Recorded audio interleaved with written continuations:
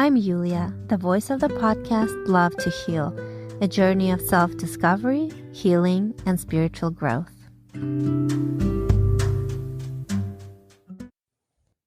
A few weeks ago, I shared my experience of a Havdalah event that I attended and that I really enjoyed. And it was there that I met Yoshi Silverstein, who led an amazing Jewish embodiment workshop and who is my guest today. So, hi, Yoshi. Hi, great to be on. Thank you. Thank you for doing this. So Yoshi is the founder and executive director of the Mitsui Collective. He will tell us more about this in just a moment, but I say we start from the very beginning. So I know this is going to sound somewhat stereotypical, but when I first saw you, Yoshi, I didn't think Jewish, right? When I saw you, I was like, okay, maybe he's Jewish somehow, but how? And then you introduced yourself and you told us. So can you tell us a little bit about your background? Sure, yeah. So I am a Chinese Ashkenazi American Jew, identified as a Jew of color. And yeah, I am Ashkenazi Eastern European Jewish on my dad's side and Chinese on my mom's side. My dad's side comes from kind of classic Ashkenazi locations, Latvia, Lithuania, Poland / Russia, depending on where the border was, at the time. Yeah. And yeah, his family came to the States in the early 20th century. And then my mom's side is Chinese, and her parents actually, her grandma, or sorry, my grandma, her mom, was born and raised in Guyana. And then came to the States from Guyana. So we actually have a little bit of this kind of Caribbean cultural influence as well. And as I like to say, I'm a child of the diaspora in like all ways, right? Yeah. And so I think I grew up in Spokane, Washington, which is in Eastern Washington, 20 minutes from Idaho, very small Jewish community. And I think that relationship to land and place and culture and lineage, like all of those have been really kind of active and alive for me my whole life. And I think have played out in all sorts of ways in terms of certainly personally, but also professionally in terms of the different learning and work and practice that I have always been most interested in. And I think what I love about Judaism is I think it gives us sort of this like framework or lens to do that exploration in a way that can both ground and connect us to all of these different lineages that many of us hold, whether it's the sort of more, classic or stereotypical or Ashkenormative, so to speak, way that a lot of folks think about, certainly American Jews, or folks like me who have, some mix of backgrounds or come from others. I think Judaism can hold all of that in some really rich ways. Wow, that's really interesting. Yes, because typically in Judaism, you are considered a Jew if your mother is Jewish. In your case, it's your father. So I Right. was wondering exactly like what was it about Judaism that drew you in? And you kind of explained that. But when did you start to feel this connection to Judaism? Did you Yeah. grow up Jewish? Yeah. So I did grow up Jewish. Yeah, my mom actually is Jewish now. She converted. Okay. She converted after my sister and I were born, and we were raised at a conservative synagogue, which does follow, the matrilineal descent. So I went through my own conversion process before, right, the year before my bar mitzvah.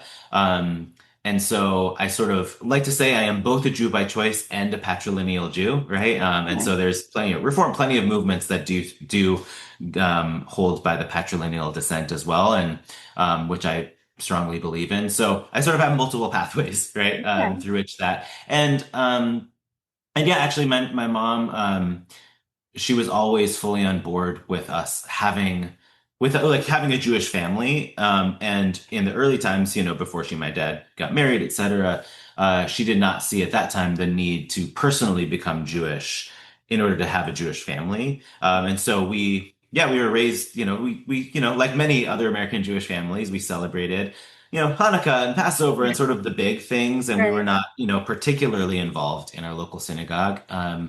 And that changed as I got a little bit older. And this story it's funny, so it's worth telling. Mhm. I was in a Montessori school for elementary, and of course, the two other guys that were in my grade were also Jewish. I mean, Oh, again, Spokane, Washington just does not have a large Jewish community, but we kind of cluster. Um, so one of my friends, Isaac, he was at Hebrew school, and that was the year that we had, Hebrew school started. I think it was third grade, and I decided not to go. My older sister hadn't gone, and I just sort of didn't see the need. So this was a couple months into the year, and he came into school one day and said, "Yosh, you got to see what we learned in Hebrew school last night." And he showed me how to write doo-doo in Hebrew. So third grader again. that's I thought funny. it was hilarious. And I was like, wait, that's what you're learning in Hebrew school? And I literally went home that night. I was like, Mom, you got to sign me up for Hebrew school. I had like no idea. And she was like, okay. She's like, well, this year's already started. I'm not going to like sign you up now, but you can start next year. So I had a tutor and got caught up and whatnot. Um, and here I am running, 30 whatever years later, running a Jewish nonprofit organization, right? So Right. you never know what those kind of seeds can be. That's And right. yeah, I think as I got older, my bar mitzvah, I mean, my Torah portion was Nitzavim Vayelech, which has one of those really, there's, I mean, obviously a lot of great lines in the Torah, but this line is when Moses is sort of giving his final, speech before the Israelites. They're about to enter the land of Israel without him. Um, and he says, I set before you life and death, the blessing and the curse. Choose life that you and your descendants may live. And so I remember being on the bima for my bar mitzvah, my rabbi pulling out that verse and saying, every step along the way, you have really chosen your Jewishness, your Jewish life, Right. your Jewish identity, etc. And that's really powerful. And that has really stuck with me. And I think even though, right, I sort of technically or formally made the choice to become Jewish, to become a Jew by choice, I feel like that continues. And I think actually for all of us today, it's like an ongoing choice. It's very easy to Yeah. just kind of stop. I mean, you don't stop being Jewish in terms of your identity, but to stop being sort of like actively Jewish or Yeah. practicing in any way, it's really easy. Like there's a lot of other great stuff to do in the world. So I Absolutely. think for those of us, who that's important, it is an active choice every day sometimes. And so I think about that a lot. And yeah, and last thing I'll just say to your question is I think with that and then high school and beyond, um, I started to get more and more involved in Jewish youth group, and also sort of Jewish creative pursuits. For a long time, that was music, and in sort of the music and then nature connection. And so I think I found when I looked at some of these different areas that I was interested in and looked at them through a Jewish lens or with some sort of Jewish anchoring or grounding, it helped it feel that much more kind of rooted and connected to just this like deep part of who I was. I think actually like a spiritual sense of connection. And so that was music. And then the first part of my career was in Jewish nature education, sort of using sort of Jewish experiences in nature to really connect us to ourselves and our community and the world of creation. Well, Yeah. that's really awesome. I mean, I honestly have never met anyone with that kind of educational background and how you put everything together. That's pretty amazing. And I was just going to say too that it's interesting. For example, let's say you're by parents half Jewish and you identified with Judaism and you went for it and you actively sought it out. And then there are Jews who are 100% Jewish and they want nothing to do with it. And I'm very familiar with that because coming from the Soviet Union, I grew up without religion, period. And Right. I didn't know anything about Judaism until my family immigrated to the United States. And to this day, really, I'm the only one that is pursuing Judaism and actually becoming active with it. So it's just really interesting how some people find that connection and others don't. But sort of, I feel like part of what I want to do with my podcast is try to get as many Jews to become active and to Right. feel that spiritual connection because when you do, I mean, it's life changing, at least for me. I know. And that's why I talk about all these experiences in my podcast because not only do you heal physically and mentally and emotionally and spiritually, it's so life changing in a positive way. And Right. so, Yeah, I thought you would have a lot to say about that too Yeah. today. But yeah, so like you just started mentioning a little bit about what you've studied and what you do. When I read your resume, it was very impressive. And so could you tell us a little bit about some of your most prominent projects, accomplishments? I know you have a lot, but some Great. of them. Yeah, I mean, I just yeah, I have a lot of interests and I love to learn and you know, I have ADHD, so my brain is going lots of different ways, and obviously that brings certain challenges, but I think it also helps me to sort of really see connections between things and um I like to say I have a hard time keeping hobbies because if Mm. I get really interested in something, I then see ways in which it is or can be connected to all these other facets of sort of my work and interests. And so then it sort of gets pulled in, to like work I'm already doing. So I have to be careful, with like trying new things out because like, oh, if I Sure. really like this, it's probably going to just add on. Uh-huh. Uh, yeah, so I spent really the first 15 or so years of my life in Jewish outdoor nature-based education. Um, and like I said before, I think and that was sort of it was like an epiphany in college, or actually the real epiphany, which followed the misguided epiphany.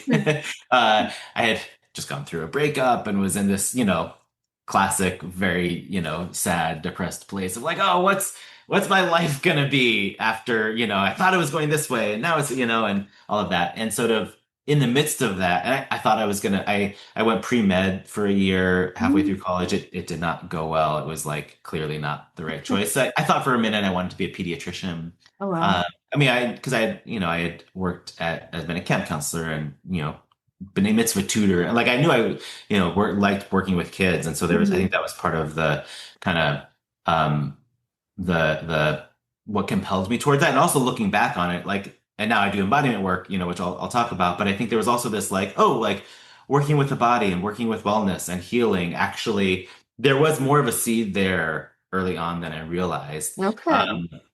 And so, but the sort of like pre-med, sort of classic, medicine track was not the right track for me. And I went through that breakup, and then I was like, oh, what am I going to do with my life? And so in the midst of that, I sort of started to reflect, okay, what are the things that have been most compelling and really nourishing for me? And that's when I thought about, oh, these experiences that I had had in Jewish community, in nature, and sort of especially where there was some combination of those things, were these really spiritually, yeah, spiritually nourishing and really compelling experiences. And so I sort of thought, oh, what would it be like? How can I facilitate those experiences for others? Oh, I think I want to be a Jewish outdoor educator. And I was like, okay, what does that look like? How do I actually do that? And there actually is that was early on, but there's now really a very robust world of Jewish nature-based education. And so I got plugged into that.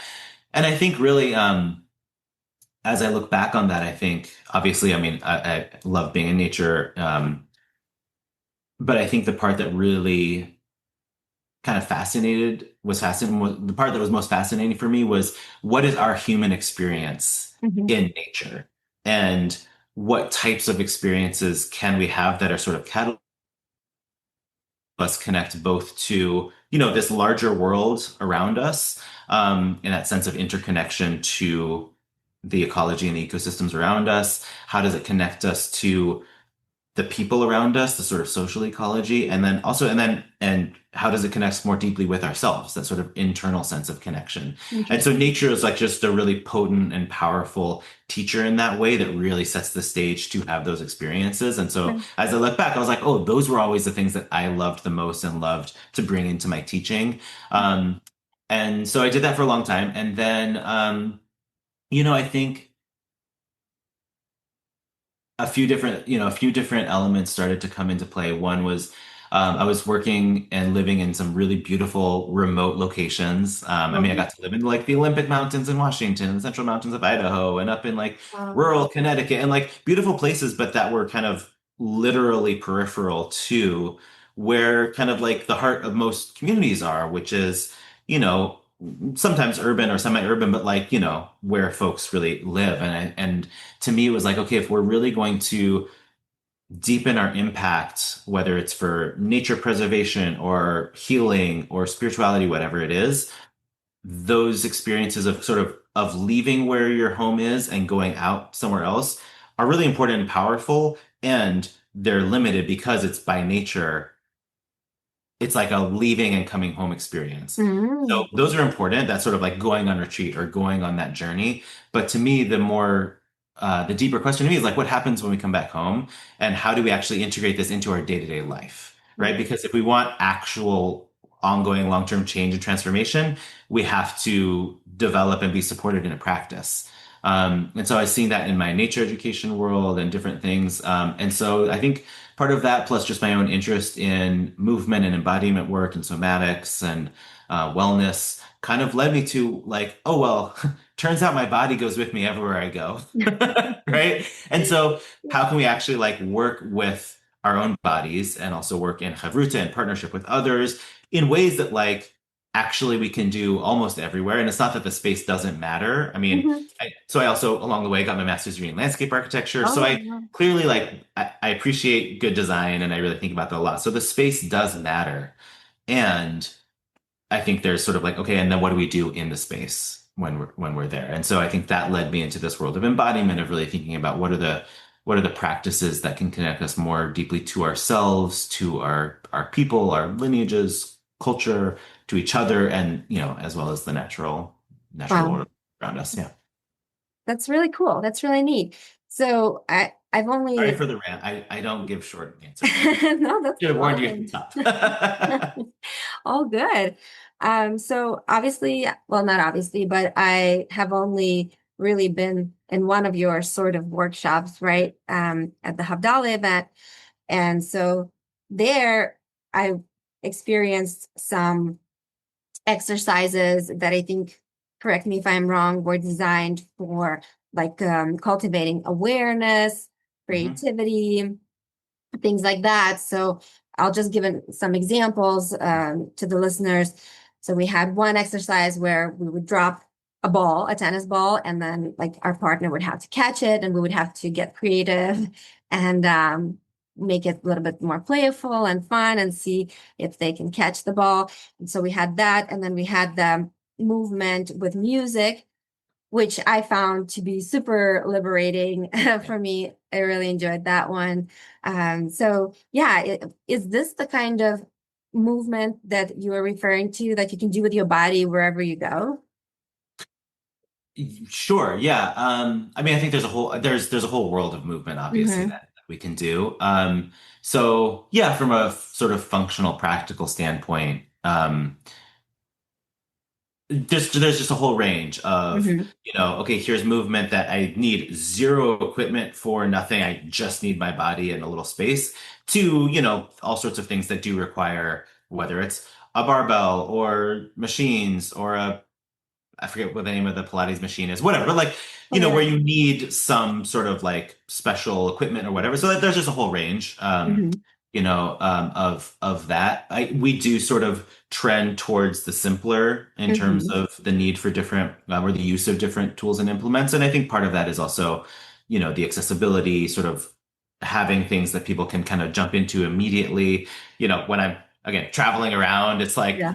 what can I easily kind of carry with me? So there is just a practical element to that. And I think there's certainly good value and use to having equipment depending on just what you're trying to do with your Mm-hmm. movement. So yeah, I think the different things that we were doing, this was, yeah, a sort of intro level, Mm-hmm. workshop of bringing folks in that, with any range of background. I mean, you've got a lot of dance background, right? And others have different sports, et cetera, and others have very little. So I'm always thinking about, okay, I don't know who's going to be in the room. So how Mm-hmm. can I sort of hit a relatively wide and more accessible range in terms of how we're jumping into things, giving some sort of, and some simple prompts that most people can jump into pretty easily. They don't need a lot of background Right. knowledge or skill to sort of get into it, right? So that was definitely part of why, I chose some of those prompts. I think some of the other pieces that are particularly important is thinking about what we call embodied chavruta learning. So chavruta, it's a Hebrew word, of course. It comes from the word chaver, which is friend, or Okay. chaber, which is connection. That root shows up in different ways. You've also got like chevre, which is sort of Hmm. is like a group, not just a group of friends. It's like almost like I don't know, it's like a tight-knit sort of like society is like chevre, it's like your Oh, people. And you got like havura, which is also sort of like a DIY kind of community. So anyway, that root okay. shows up all over the place. Chevruta is a form of Jewish partnership learning, and that traditionally shows up in studying Jewish text. And so, just yeah, one of the most classic ways to study text is with a chavruta, with this learning partner, and it's a really special Oh, relationship where so like there are folks like who are deep in the study of Torah who don't just have like any chavruta. I mean, you can just sort of like partner up with who's in the room, but like there are people who have like their chavruta where this is their learning partner who in some cases this is a relationship that can go on for decades. Like it's a wow. really special relationship. And so the idea of this one is just anytime you're studying with another person, it's sort of this like triangulation. Hmm. So you have the text, and then when you add another person, you have that third point of the triangle. And so it means that I relate to the text differently because I have my Shavruta partner who is bringing their interpretation, skills, life experience, all like they're just bringing themselves into it, right? And so that creates different sort of perspectives on the text. And then also like between me and my partner, right? So it's this sort of triangulation where it really shapes the learning in a different way and it pulls things out. There's also this idea, I don't remember the exact source, but that that your Havruta partner, it's like this idea of like sharpening each other's blades or like sharpening Mm. your swords, which is kind of an interesting thing because it's like for studying text, right? But it's sort of like, yeah, like if that is your tool, right? That like there's a sharpening, a honing. So like a good Havruta partner actually like shouldn't just agree with you all the time. That's actually like that's actually maybe a sign.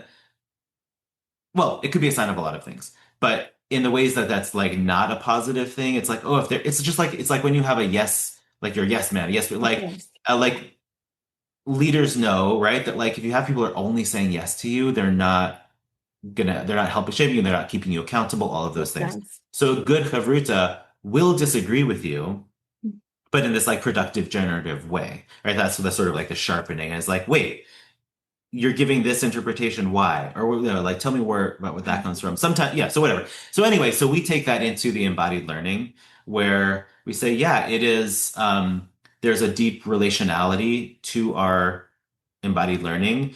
And often, as much as possible, that partner is another human, right?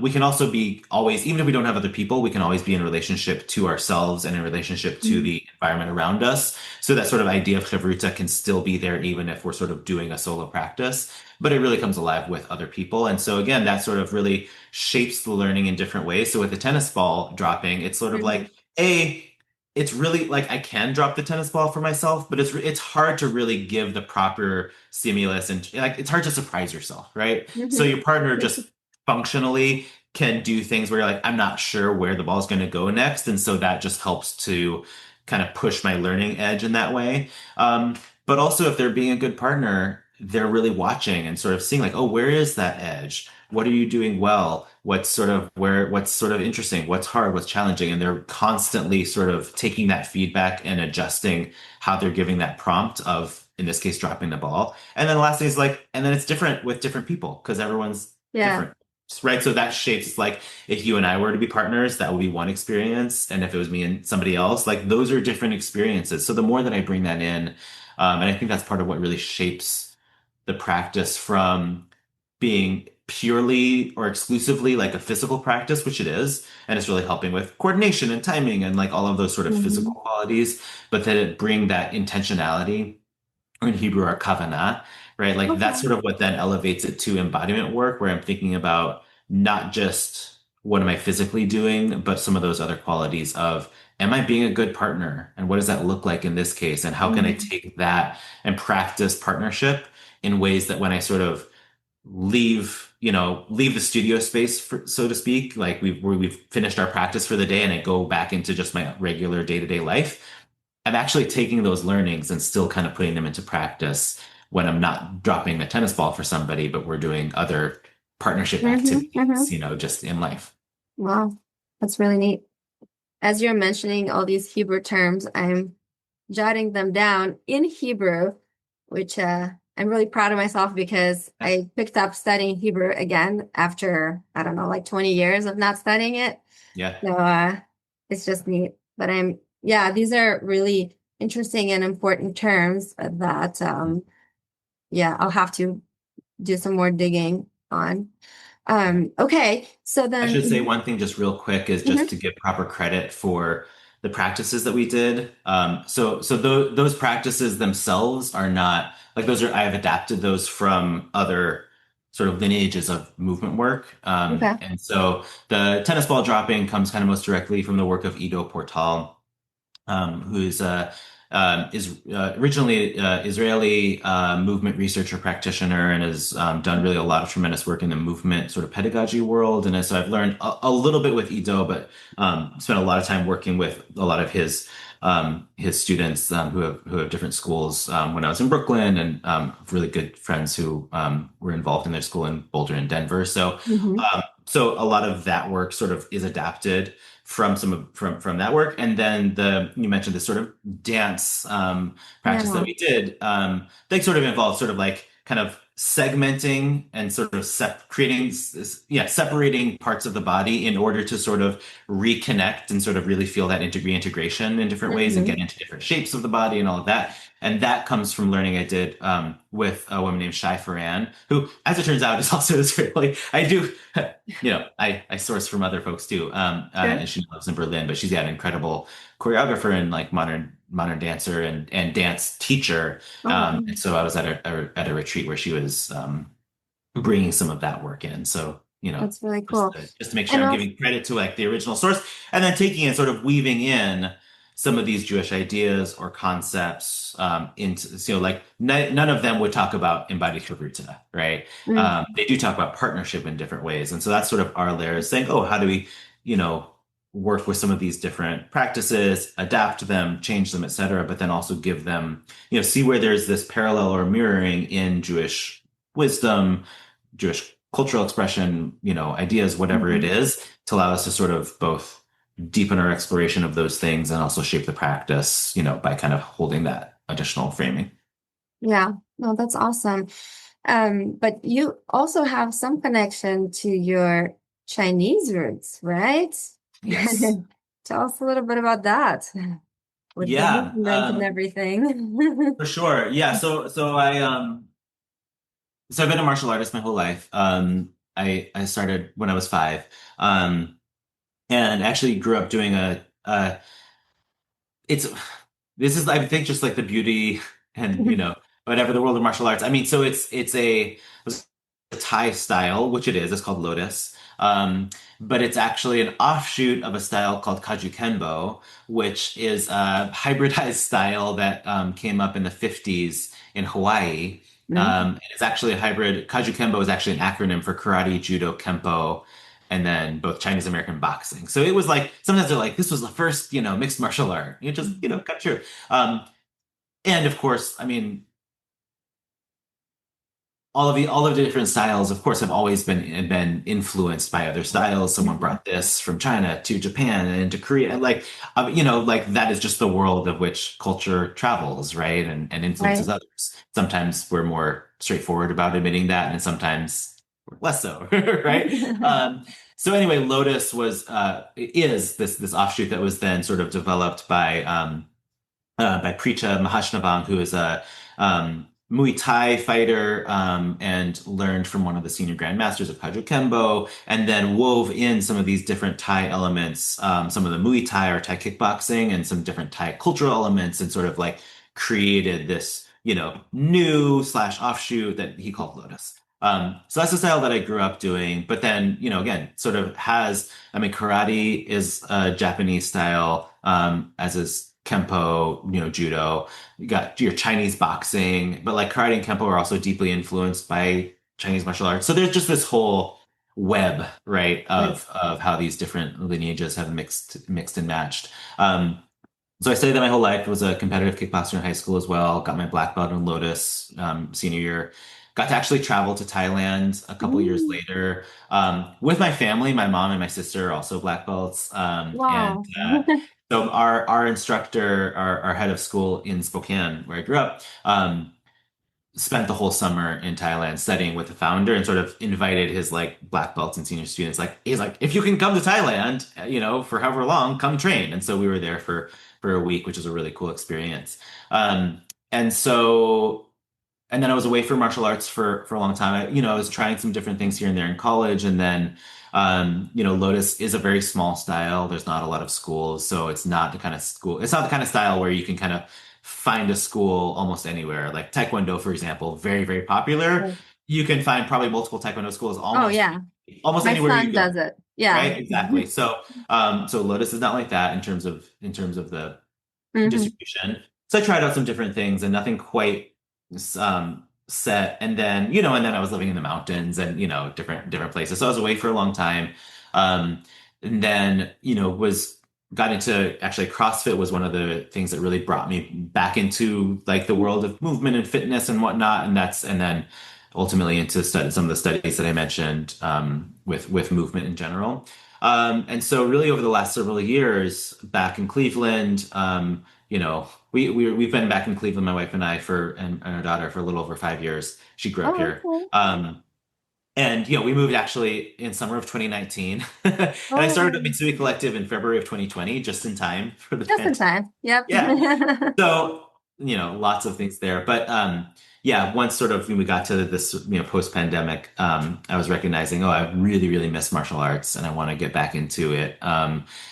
There's no Lotus school here, so all right, what is available? And if I'm gonna start, learning a new style, what would that be? And I said, well, I, really like this to be a way to sort of connect more deeply into my Chinese heritage. And I should say, like growing up, food was one of the most significant elements in terms of how we really stayed connected to our Chinese roots. And my mom makes amazing Chinese food that she learned from her grandpa, etc. And I do some of them decently well, right? Some of those dishes. But anyway, so I said, okay, let me learn some. I'd love to learn some Chinese martial arts, and that led me to the school where I've been at for getting close towards 3 years, which is a Chinese martial arts kind of kung fu school. And so I practice Tai Chi and Sui Jiao are my main practices there. So Tai Chi, most people know, right? It's sort of this kind of more gentle meditative Mhm. movement. It is a martial art in terms of like the movement forms, the patterns, etc. Those are all martial arts movement forms. Obviously, the context is not mostly like a combat or competition, right? But it is a martial art. And then Sui Jiao is Chinese wrestling, and is really actually a sister style of Tai Chi. And so one of the things I really appreciate about being at this school is that I'm in my Tai Chi class, and our instructor can be like, "Oh, because I do both." He'll be say, "Oh, Yoshi, like, see what we're doing here?" He's like, "You recognize that from our Swai Jiao?" And I was like, "Yes." So like just to see that crossover in terms of those movement patterns. So I do Swai Jiao and San Shao, which is also called Sanda or Sanda, which is Chinese kickboxing. And so Swai Jiao is it's Chinese wrestling. It's a throwing style, most similar to judo in terms of what people know. And so we're trying to throw your opponent to the ground. There's no grappling, there's no ground game. It's like once you hit the ground, you stop, reset, Okay. and going. So yeah, it's been really fantastic to really kind of get back into that. Lotus does have a lot of judo incorporated into it. So there were, I was not kind of starting from zero. I had a lot of that, but I think being able to, get into that practice of like, oh, you know, how do you actually throw someone who is actively trying to both resist and throw you at the same time? It's very different than somebody who is like letting you throw them, which Of you need that course. for practice. So it's been really fun.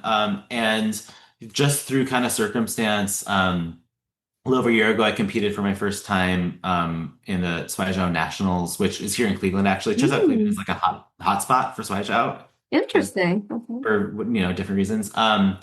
And then was invited to join the Team USA and traveled to China in October Wow. to compete in the World Shuai Games, How cool is which that? it was, which, yeah, it was very, very cool. It was really cool to go to China. I again, I'm like still quite new at it, so it's just like I'm just gonna go and enjoy the experience. Yeah.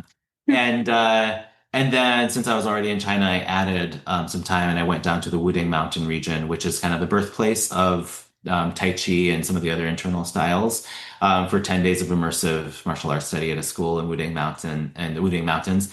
And I focus specifically on Baguazhang, which is a sort of circular fighting form that's an application of the I Ching, which is a Taoist book. It's the Book of Change or Book of Changes. And so it's all about sort of, the circular fighting forms, and really sort of like how do you make rapid changes and sort of, a lot of I Ching is, there's a lot of, there's a lot of divination that comes out of the I Ching and sort of kind of tapping into that sort of deep kind of like intuition and whatnot. And so, yeah, I was like, I mean, Baguazhang is just a really cool style. And I was also like, oh, what does it look like to have this kind of ancient source text that Yeah. is then being applied into this movement or this embodiment style? And how can I sort of learn from that and sort of bring some inspiration and sort of have that dialogue, which we bring into our work at Mitsui Collective, an organization with Mitsui Method, in a parallel way to sort of tapping into Jewish texts, Jewish culture, et cetera. So it was and just obviously a really rich opportunity to do that. No, that's really amazing and really cool. I was just thinking that before I really started to get serious about Judaism, I explored a lot of Buddhism and I read a lot about the Taoists and all Mhm. that philosophy. And at first I thought they were so different from Judaism and like they couldn't mix or match or they didn't have anything in common. But later on, when I started to really study the Torah and everything, I found a lot of similarities Yeah. between these Yeah, different Eastern philosophy and Judaism. And would you agree? for sure. I think, yes, there's a tremendous amount of sort of like overlap and Right? crossover. Um, yeah, I think kind of the digging into what is similar and what is shared and what is different. I think just like Mhm. that space is really interesting. And I Right. I certainly sometimes we see this, I'm not you say this idea, I'm not saying you're saying this, but like you see this Mhm. idea that sort of like, oh, all religions or all philosophies are like 99.9% the same, and I'm like, well, that's not quite there, Yeah. and often, right, there are some like deeply shared, kind of truths or experiences or aspects of the human experience that are Mhm. shared, Of course. and so just kind of, yeah, I think I'm always fascinated where is that overlap? Where is the distinction, the difference? And Mhm. that space I think is really, really interesting. And so for sure, there's, yeah, so exactly, I've been doing a lot more of my own study, particularly in sort of in Taoism um, and and yeah, exactly, enjoying seeing like, oh, here's where there's some clear similarity, and then here's where there's some difference. And I think one is it's so easy to just sort of like presume that all of these things are totally separate and have never talked to each other, so to Mhm. speak. Right. And I make these assumptions, subconsciously I've made these assumptions myself, which is that, obviously we know that Judaism started in, land of, ancient Israel, or actually it started in Babylon and then traveled over, but, Mhm. Mhm. in that part of the world. And then it's sort of like, okay, yeah, we know that I mean, Jews have been in diaspora. We know that there's, Mizrahi Jews who lived for centuries in, Iran and Iraq and for even further into Central Asia, et cetera. And then obviously Ashkenazi Jews. But it's sort of easy to subconsciously kind of only remember or think about that trajectory of like Israel up into Europe, Right. maybe back a little bit, and then like continuing west Uh-huh. to America, right? Yeah. Obviously, like that is one of the primary pathways I'm talking about over like many centuries. Mhm. But it's sort of like, oh yeah, but also Jews went the other way, right? And like Yeah. they didn't just stop in Central Asia, right? Like they continued traveling. And yes, we know there are some like, like the Kaifeng Jews in China, like there are pockets. And I'm not talking about that, but I'm not only talking about that. It's just like there was this sort of cultural dialogue that has been Mhm. going on for the last 2000 or more years. Right. Um, And so it's sort of, and we know that Kabbalah, Jewish mysticism, Hmm. was deeply influenced by Sufism, which is, like Muslim mysticism, for Hmm. example. Like those connections are really, really kind of clear and obvious if you study them. But it's sort of like, oh, there's also in actually in pre-Kabbalistic Jewish mysticism, we talk about the mother letters. This is from Sefer Yetzirah, which is the Book of Formation. So there are three mother letters, Aleph, Mem, and Shin.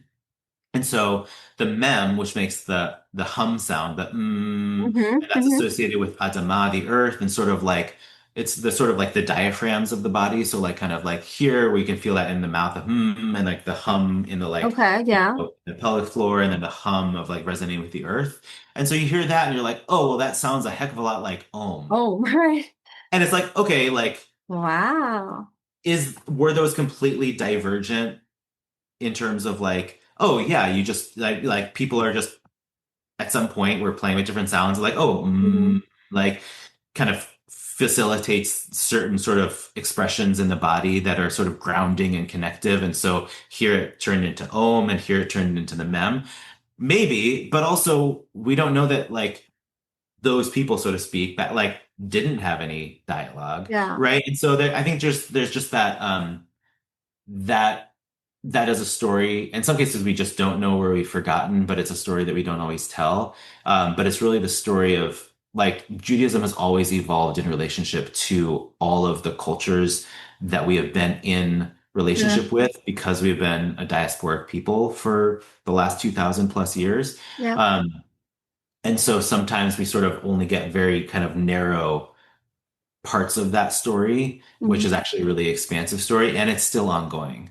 And so for me, like that work of like, oh, where is there some interesting connection points between maybe it's like Taoism, right? Hmm. And, Jewish wisdom, or just like, Asian or Chinese like cultural practices that are part of my personal lineage that are also sort of, I mean, I live my life at the intersection of those things. Of course. And Yeah. like I'm actually not doing anything different in terms of integrating that into my Jewish practice and expression than actually what we've been doing on this larger scale for 2000 years. It's just that this is a newer and less recognized form of that, Hmm. right? Yeah, Like, because even so during the Havdalah ceremony, you had us do some breathing exercises, which reminded me a lot of what I do on my yoga mat when I right, practice yoga, right? And you right. had, was it you that brought the little salt lamp Yes, yeah, and it's all everything? crystal. Yeah, yeah, yeah. Yeah, so I felt that little bit of Eastern influence there. Right, right. Yeah, yeah, exactly. And I think, and it can get obviously it can get fuzzy, it can gray of when are you, and these are not always clear answers, but when are we um just the sort of like cultural appropriation versus dialogue is something that, and again, it's not always kind of clear. Sometimes it is clear, like when you cross that line, but it's often not so clear. And I think hopefully folks are bringing just that question and intention in. I think for me, how I look at it is saying, okay, what are the different sort of techniques and practices and forms that are part of different styles or systems, whether that be yoga or Tai Chi or, et cetera. Um, and I think it's sort of like it becomes very clear when we're sort of like appropriating or taking something when it's like we take like the very obvious form of something, like in yoga, like an asana, right? And then we try to just make that Jewish. I'm like, that I prefer not to do that, right? Same thing with Tai Chi. Like there are very specific forms that are part of Tai Chi, that I mean, this happens a lot. Like you sort of just like kind of slap a Jewish, like a Hebrew word or like a Jewish text, and we're like, oh, now we're doing this thing, but Jewish. And I'm just like, like I think one just that can really veer into the appropriation, and also I think there's not as much depth as there could be. And so in our work, we try to say like, okay, let's dig deeper and understand like why do some of these practices look how they look? Like how did they develop? What are they tapping into? What wisdom, what theological ideas, etc., is that tapping into? And the more we understand that, then we can kind of do this like deconstruction Mhm. to then say, so how might we take some inspiration, play with like breathing techniques, for example, where it's like, oh, we did some box breathing, right? Like it's a breathing technique, right? And then you can sort of like shape it in different ways where then it kind of brings some of that kind of cultural specificity, right? And sort of reconstruct in different ways that are sort of tapping into Jewish wisdom in some different ways. And again, it's not always clear, and sometimes we kind of like go a little bit towards one or whatever, but like I think that's what we kind of try to do. Or sometimes I'll take in, like Tai Chi, like the technique of push hands, which comes from Tai Chi, which is a way for us to really sort of like feel that sort of softness and the give and the take that is like a classic Mm. part of Tai Chi. And then sometimes I'm like, well, let's just name we're gonna do some push hands, and we're like borrowing this technique from Tai Chi to Mm. explore some Jewish ideas. Okay. I don't know. I'm like exploring. I'm like, is that cool? I'm like, well, that's why I do try to name really clearly. Like, this is a Tai Chi technique, right? That's Mm. where it comes from, and we're gonna play with it and adapt it and explore it. And I don't know. I think it's just like we're in the in the ongoing exploration of, all right, what's authentic, what's appreciation, what is what is the kind of convergence or fusing of culture in ways Right. that are respectful and productive, generative, you know. Yeah. Yeah. Yeah. Yeah. I mean, that's super interesting. See, I go to Chabad. My synagogue is Jewish Orthodox. Yeah. And so there's for the last, I don't know, like year or so, when I started to really get serious about it, part of me is saying, if I don't go the Orthodox way, I'm half Mm. assing it. Pardon my French. Like, should I go all the way to really experience all that Jewishness?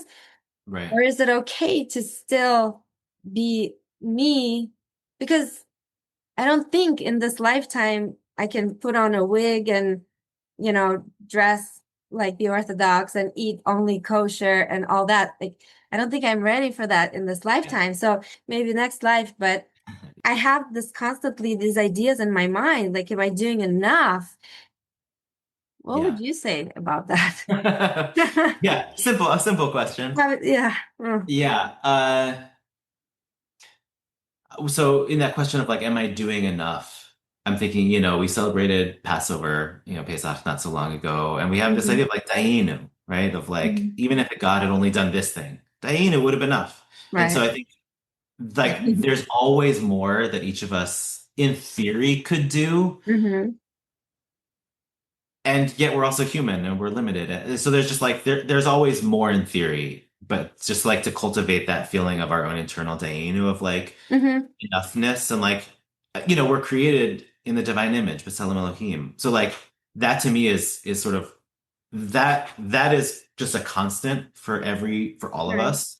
And it actually doesn't matter what we're doing or not doing, and the choice is it's not there's no conditionality to that, right? The Torah doesn't say you're created in the divine image unless you do this thing or except when you don't do that thing. It just says True. period. Yeah, So that's true. that's like the foundation.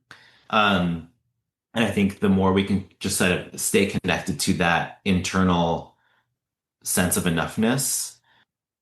And I think part of that is like, I'd say it's like almost, in my opinion, like a misinterpretation or where you could sort of use that to sort of you could use that to be really passive or sort of nihilistic of Hmm. like, oh, so I don't need to do anything then, right? Right. How convenient. Yeah. And like, oh, I don't need to keep learning and growing and whatever. And so it's like, what is that sort of balance where it's saying like, okay, my own enoughness is not conditional, it just is beautiful. And what is the expression of that? And how do I keep on exploring what that looks like for me? I mean, when you said just like, the like wearing a wig, for example, and different practices, I think that part of what that speaks to me is like, what are the ways in which we are like, how are we communicating these parts of our internal self in an external way, right? And so there are, where it's wearing a wig or a head covering, or for like Orthodox men, like maybe wearing tzitzit, or like Hmm. there are actually like some of these ways that actually are these very external presentations of Jewishness. Right. Um, And it's not on me to say what's right, wrong, whatever. There's just obviously different ways. I think part of what I find really kind of compelling about embodiment is, I'm not saying the external doesn't matter, but I think so. We talk about embodiment as our way of being, right? So like, how do we move through the world, and what are we expressing through our actions and behaviors? And like, what does it look like to move through the world in a way that my embodiment expresses like what it means for me to be Jewish, as well as all the other parts of myself. Mhm. And for that, like, and it's almost like you couldn't actually answer this, but it's a totally rhetorical question. But like, what would it look like to be able to see just how somebody moves through the world and be able to be like, oh, that person's clearly Jewish? Mhm. And I don't mean the external, like, oh, they've, to like stereotype, like, oh, they've got a big nose, right? Like, obviously not that. I mean, like, because of like how they move, not what they look like, but Yeah. how they move, and there would be a million plus different answers to that, like, so that's why it's a rhetorical question. But is there a way where I'm tapping into my Jewish values, to how my Judaism informs just like who I want to be in the world, and how am I expressing that? And some of that is the external, like, oh yeah, I want to put these clothes on, or those clothes on, or wear this jewelry, or like, I'm not saying we necessarily need to go to this like aesthetic, like we don't need to become monks, whatever, right? But like, how are we moving through the world? And I think that's where embodiment can really impact us in that way. And I think, one of the other things when you just say this sort of like the sort of going deep into Jewishness, I do think that one of the things that, Orthodox folks or folks on that kind of side, there is a deep sort of there's some deep immersiveness to that. And obviously for some folks it works really well, right? And it's really, really beautiful. And for a lot of folks, it clearly is not like the right path for folks, or how they want to express their Judaism, or how they want to, or some cases maybe it's not values aligned in certain ways, like all sorts of different reasons why folks don't choose that path. Um, but I think for me, in our work, what I want to really offer is like there are other ways to sort of have that level of sort of immersion and connection and authenticity, where my Jewishness is informing how I move through the world on a day-to-day basis. Mm. But I've got different options for that. Like I don't need to like wear tzitzit necessarily, but like what else? Or maybe I'm not keeping a sort of traditional kashrut, Mhm. right? But like I'm not doing that if I'm not praying 3 times a day, if I'm not doing some of those sort of aspects of a more traditionally observant life. How do I take the Jewish ideas and values and still really incorporate them into my day-to-day practice? Because I think we run the risk, and I think we've seen this, where otherwise they just sort of sit up here and they're just really theoretical. Exactly.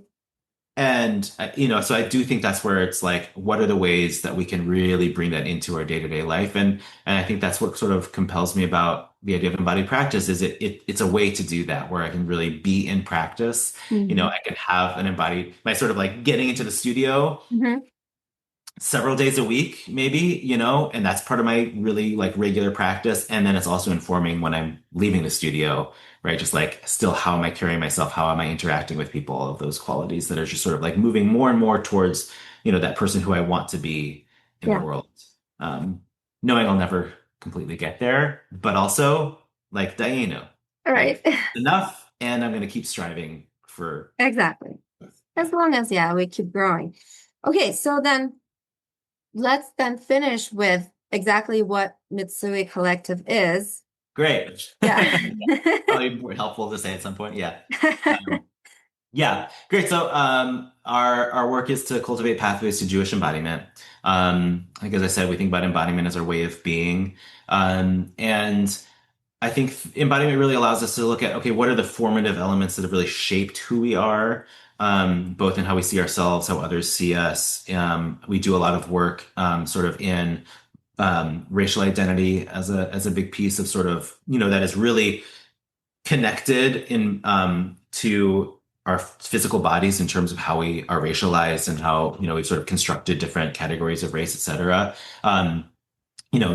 Gender is also a really significant part of our identities that also has just a lot of like fuzzy gray, in terms of like what does that look like, especially in the modern world. Um, so, thinking about what are the ways in which we have been formed and shaped by the different, from the people in our lives to the systems and the ideologies that also kind of surround and influence us, and particularly in the ways that have been constricting or oppressive and have limited us in really being able to become who we kind of fully or could be in our full selves. So there's a lot of our work that really ties into that sort of deeper understanding, and then really thinking about, okay, what are the dynamics that come into play when we're interacting with each other, right? Because of different racial identities, gender identities, et cetera, et cetera. Um, and then that's sort of like, okay, how have we come to be who we are, right? And our sort of shape in the world. And then that question of, okay, and who is it that we are striving to be both individually and collectively? And that's where the practice really comes into play.